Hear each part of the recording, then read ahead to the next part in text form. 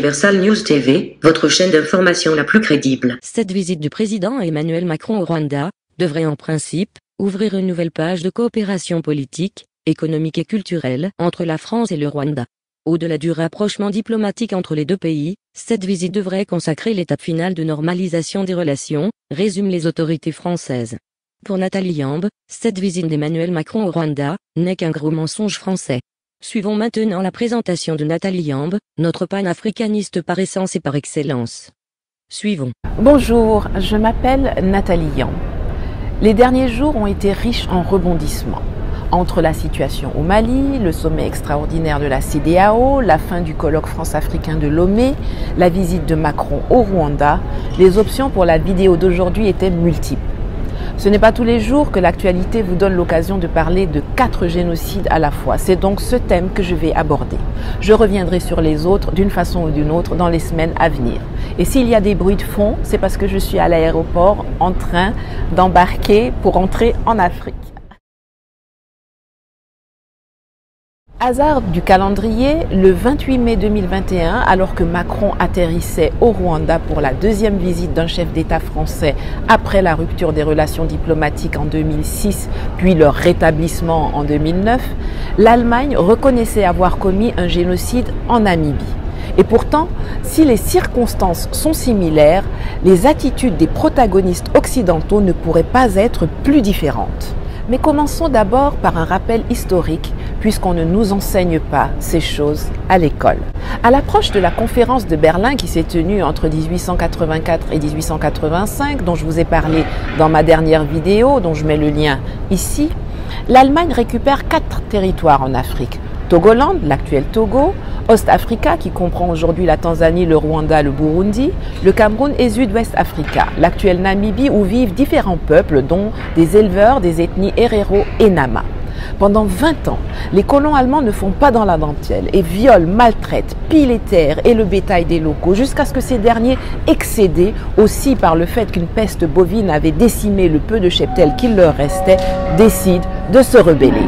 Et c'est ainsi qu'après avoir collaboré avec les Allemands, le 12 janvier 1904, le chef Herero Samuel Mahahero et le chef Nama Hendrik Witbooi et leurs hommes se révoltent contre l'administration teutonne, attaquent une garnison de l'occupant, s'en prennent aux fermes allemandes et au commerce et à l'infrastructure coloniale en sabotant les voies de chemin de fer et les lignes télégraphes et tuent une centaine de colons.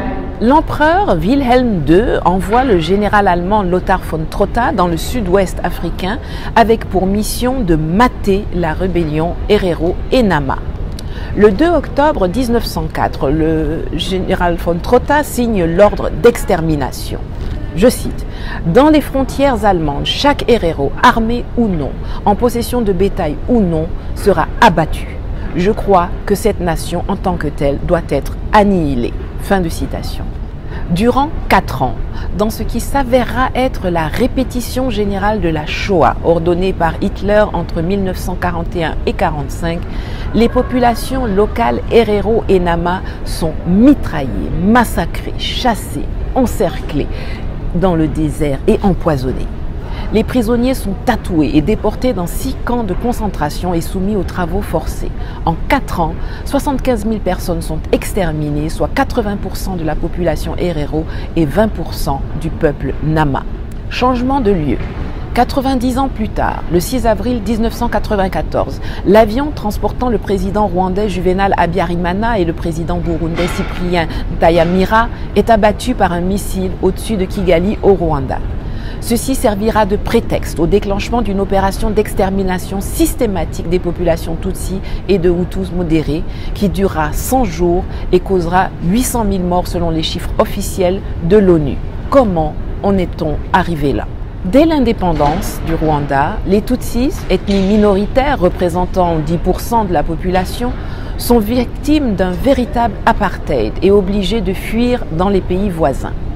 Après avoir à plusieurs reprises tenté en vain un retour dans leur pays, les Tutsis se dotent à la fin des années 80 d'une organisation politico-militaire, le Front patriotique rwandais, FPR, auquel se joignent des opposants hutus modérés qui lancent depuis l'Ouganda ses troupes à l'assaut du régime Habyarimana le 1er octobre 1990. Pendant les 4 ans qui suivent, Habyarimana et les siens mettent tout en œuvre pour transformer une guerre politique en une guerre ethnique qui opposerait Hutus et Tutsis. Et pour cela, ils ont des alliés de choix. Le président français François Mitterrand, qui coproduira sans état d'âme le dernier génocide du XXe siècle, et l'ONU, avec aux manettes 2 Africains, le secrétaire général Boutros Boutros-Ghali et Kofi Annan, alors sous-secrétaire général responsable des opérations de paix, qui inonderont la communauté internationale de contre-vérités, d'euphémismes scandaleux et refuseront d'envoyer des renforts pour démanteler des caches d'armes, comme le demandait instamment le commandant de la mission des Nations Unies au Rwanda, le général canadien Roméo Dallaire. Prenant pour prétexte la défense de l'influence française en Afrique, François Mitterrand fournit une aide totale au régime fasciste d'Habyarimana. Ainsi, la France s'engage directement aux côtés de l'armée rwandaise à travers l'opération Noroi et freine momentanément l'offensive militaire du FPR d'octobre 90. Parallèlement, les forces françaises forment et encadrent l'armée Hutu qui elle-même entraîne la jeunesse du parti au pouvoir organisée en milices de la mort, les Interahamwe, et les cellules d'autodéfense. Concomitamment, le Crédit Lyonnais prête les fonds nécessaires à l'achat des armes pour procéder à l'anéantissement des Tutsis. L'entourage d'Habyarimana se radicalise de plus en plus. À travers la radio-télévision d'Émile Colline, porte-voix des terroristes radicaux du Hutu Power, la haine est propagée, les appels au meurtre et au massacre lancés. Même le président Habyarimana est menacé ouvertement parce que subitement trouvé trop modéré. La radio demande aux Hutus d'être prêts pour une action de grande envergure autour de Pâques. Et en effet, l'attentat contre Habyarimana donne le signal de départ pour un génocide sans importance, comme le dira François Mitterrand. La France ne se contente pas seulement d'être l'unique pays occidental à reconnaître la légitimité du gouvernement intérimaire exterminationniste anti-Tutsi. Elle va le co-constituer lors de réunions qui ont lieu dans les locaux de l'ambassade de France à Kigali. Elle déclenche aussi l'opération Amaryllis, dirigée par le général Poncet, que l'on retrouvera plus tard à la tête de l'opération Licorne en Côte d'Ivoire, responsable des massacres de l'hôtel Ivoire en novembre 2004. Officiellement, pour évacuer quelques 1500 Européens et plus discrètement les piliers du Hutu Power, parmi lesquels la veuve Agathe Habyarimana, dure parmi les durs du régime, mais dont l'objectif réel est la livraison d'armes aux génocidaires Hutus. Mobilisés par l'extermination des Tutsis, les forces gouvernementales, assistées par les troupes françaises, sont incapables de freiner l'avancée victorieuse de l'armée de Kagame, qui fait cesser les massacres, mais qui est un cauchemar pour l'Élysée. Mitterrand envisage alors d'entrer frontalement en guerre contre la seule force qui met fin au génocide et met sur pied l'opération Turquoise, une mission humanitaire des plus douteuses. Déploiement d'avions Jaguar et Mirage, d'hélicoptères d'attaque, de centaines de véhicules blindés, de gros mortiers, mais très peu de matériel nécessaire à la conduite d'une mission humanitaire. Renonçant finalement à attaquer le FPR à Kigali, les militaires de l'opération Turquoise, qui sont acclamés et fêtés par les génocidaires, protègent le repli de l'armée défaite Hutu et permettent un exil salvateur vers le pays du très francophile Mobutu, le Zaïre. Comme dernière mesure de rétorsion, la France bloquera toute aide financière de la Banque mondiale et de l'Union européenne au nouveau gouvernement tutsi de Kigali jusqu'au 25 novembre 1994. Avec l'Allemagne, la France détient donc à ce jour le douteux record d'être responsable de 2 génocides au XXe siècle. Mais contrairement à l'Allemagne, jamais elle n'admet sa culpabilité. Avant le génocide des Tutsis au Rwanda, la France a été responsable, co-responsable avec l'Allemagne du génocide des Juifs, puisque le régime de Vichy a collaboré à déporter des milliers de personnes. Parmi les 6 millions de Juifs qui sont morts pendant la Deuxième Guerre mondiale, il y en a des dizaines de milliers qui sont venus de France. Donnons donc à Macron le crédit de s'être inscrit dans la longue tradition française qui consiste à utiliser la responsabilité et la co-responsabilité comme ligne de défense pour éviter de reconnaître leur culpabilité lorsqu'ils commettent les crimes les plus ignobles. Soulignons que la France est le seul pays dont le gouvernement a participé à ce qu'on appelle la solution finale, comme on nomme le génocide des Juifs, et qui se retrouve, par une entourloupe de l'histoire dont elle a le secret, dans le camp des vainqueurs. Il n'y a pas eu de camp de concentration ou d'internement issus du régime nazi en Chine, en Russie, en Angleterre ou aux États-Unis. Par contre, il y en a eu en France, à Drancy, au Veldiv. Les gens qui sont assis en tant que membres permanents au Conseil de sécurité de l'ONU sont des pays qui ne sont pas coupables, mais également pas responsables et pas co-responsables d'un génocide, au contraire de la France, qui est l'unique puissance, ou plutôt semi-puissance, qui a collaboré à la Shoah et qui devrait donc y être tricarde. On ne saurait terminer cette vidéo sans parler de l'attitude de M. Kagame.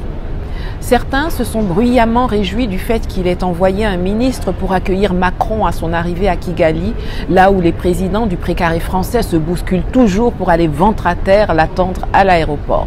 C'est vrai, les symboles comptent et cette application du principe de la réciprocité, à propos duquel j'ai fait une vidéo dont je vous mets le lien ici, peut avoir de l'importance, mais elle est bien anodine par rapport aux propos outrageants qu'a tenu le président rwandais quelques jours auparavant alors qu'il prenait part au sommet sur le financement des économies africaines de Paris.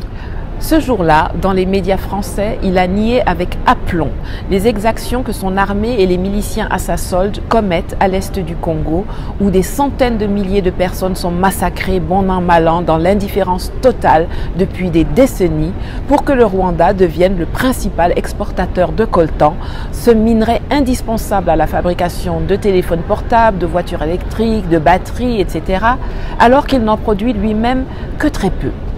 Les puristes se disputent pour savoir si l'on doit attribuer le nom de génocide à ces tueries systématiques. À partir de combien de personnes peut-on qualifier un massacre de génocide? Est-ce que c'est l'intention qui compte ou alors le caractère massif? À vrai dire, peu importe. Il faut que ces tueries cessent, point. Si on peut comprendre la satisfaction des Rwandais de voir Paris reconnaître, même du bout des lèvres, sa responsabilité dans le drame qui a balafré leur pays, on ne peut pas ignorer la colère et la douleur des Congolais qui voient leurs martyrs tués une seconde fois. Il est lamentable que M. Kagame impose aux autres le négationnisme dont le Rwanda a souffert pendant trop longtemps de la part des responsables, complices et coupables du génocide de 1994. L'attitude choquante de Paul Kagame n'est pas sans rappeler celle de la victime du viol qui devient elle-même violeur quelques années plus tard. Reconnaître sa responsabilité dans la perpétration d'un génocide ou d'un massacre à grande échelle et en accepter la sanction est non seulement le premier pas vers la rédemption, mais évite également d'insulter la mémoire des victimes et permet à ceux qui ont survécu aux actes de barbarie de commencer à faire leur deuil et à se reconstruire. Nous savons tous quelle est la démarche à suivre pour mettre fin à ce négationnisme. Les populations et les gouvernements israéliens, namibiens et rwandais eux-mêmes nous l'ont montré. Une attitude ferme qui n'exclut pas la rupture des relations diplomatiques, ainsi qu'une union sacrée des populations, du gouvernement et de la classe politique pour exiger respect, reconnaissance et réparation. Depuis ce fameux 28 mai, je vois ici et là sur les réseaux sociaux des gens, et parmi eux des intellectuels, rappeler que les mêmes Français et Allemands ont également commis des actes de barbarisme et de génocide au Cameroun. C'est vrai. Mais je tiens à leur signaler que ni la France ni l'Allemagne n'ont fait acte de contrition spontanément. Encore que pour la France, ce n'est pas une contrition et encore moins une repentance. C'est la pression de l'opinion publique et des gouvernements des pays victimes qui les ont amenés, pour l'un, à reconnaître sa responsabilité en continuant de nier sa culpabilité, et pour l'autre, à reconnaître sa culpabilité, à demander pardon et à procéder au paiement d'indemnités en guise de réparation. Les Congolais comme les Camerounais devraient le savoir. Aucun gouvernement congolais ou camerounais n'en a fait son cheval de bataille. Quant à l'opinion, elle est trop occupée à semer et à entretenir les germes de division qui conduiront peut-être au prochain massacre de masse pour se mobiliser autour de cette cause. Comme tu te vends, c'est comme ça qu'on t'achète. Apprenons à tirer les leçons des enseignements douloureux du passé. Merci et à bientôt. Pour concrétiser la normalisation des relations entre la France et le Rwanda, les deux présidents pourraient s'entendre sur le retour d'un ambassadeur français à Kigali où le poste est vacant depuis 2015. Ici, Christine Muriel, pour Universal News TV. Merci de suivre Universal News TV sur YouTube. Nous vous rassurons que les informations que nous diffusons au quotidien sont suffisamment crédibles. Alors, n'hésitez pas à liker la vidéo si elle vous plaît, et si vous êtes nouveau sur la chaîne. N'oubliez pas de vous abonner et d'activer la cloche de notification pour ne pas rater nos prochaines vidéos.